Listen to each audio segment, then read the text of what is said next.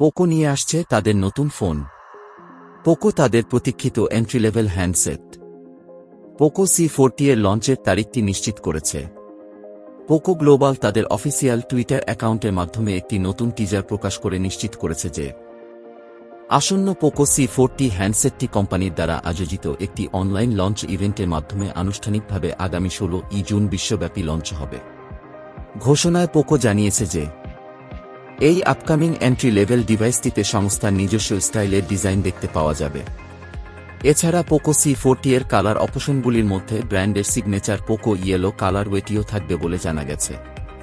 তবে টিজারে দেখানো ডিজাইনটি দেখে মনে করা হচ্ছে যে এটি চলতি বছরের শুরুতে বিশ্বব্যাপী লঞ্চ হওয়া রেডমি 10C এবং দেশে লঞ্চ হওয়া স্ট্যান্ডার্ড রেডমি 10 এর সাথে অনেকটাই সাদৃশ্যপূর্ণ হবে।